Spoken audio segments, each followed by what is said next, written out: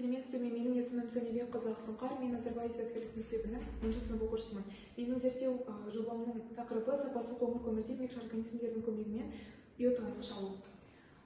Зерттеу жұмысының мақсаты ол топырақ құнарлылығын және топырақ түйінінің сапасын арттыру мақсатында егіннің өнімділігін жоғарылатып, қоңыр көмір мақсатты белсенділігі жоғары микроорганизм клеткалар негізінде биотыңайтқыш жасау. Жұмыстың міндеті ең кеткен орын аймақтармен танысу және зерттеу жұмыстарын жүргізу, материалдардың ішінен микроорганизмдерді бөліп алу және бөлініп алынған микроорганизмдердің негізінде биотыңайтқыш алу. Зерттеудің әдістері ол тотыққан қоңыр көмірдің элементтік және микробтық құрамын зерттеу, сұйылту әдісі микроорганизмдерді бөліп алу және бөлініп алынған микроорганизмдердің негізінде биотыңайтқыш жасау.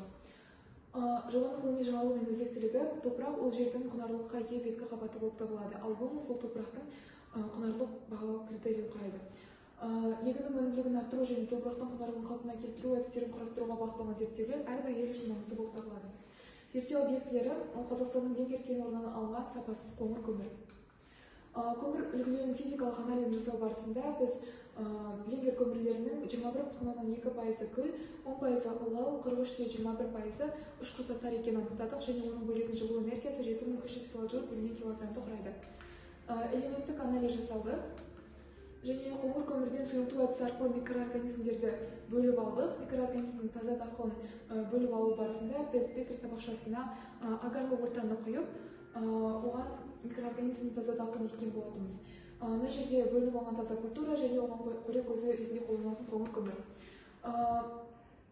Скрининг арқылы біз бұл жерде микроорганизмдердің қоңыр көмірді қорек көзі ретінде пайдаланылатынын көруге болады. Идентификацияға берілген микроорганизм Бациллус тобына жататыны анықталды және ол осындай нәтиже көрсеткен болатын.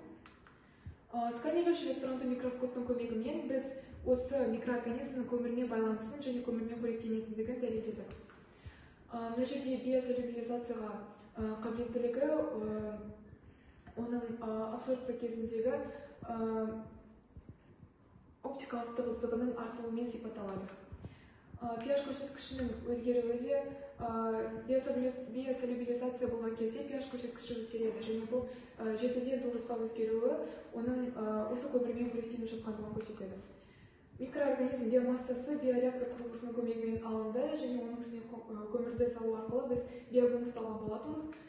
Центрифуга құрылғысының көмегімен біз қоңыр көмірден сұйық және қатты биогумусты бөліп алдық және оны біз практикада қолдану арқылы биотыңайтқыш бар нұсқа және контроль нұсқасын алдыңызға ұсынып отырмыз. Және осы жерде 14 күн бойы өсірілген арпаның дақылы биотыңайтқыш бар нұсқада өсімдігінің ұзындығы 13 см-ден жоғары, ал жоқ нұсқада 3-7 см екенін көруге болады.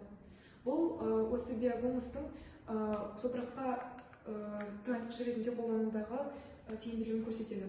Жұмыстың қорытындысы: көмірдің B3 тобына жататыны анықталды, қоңыр көмірден микроорганизмнің таза дақылы бөлініп алынып, сол қоңыр көмірді жеткені анықталды.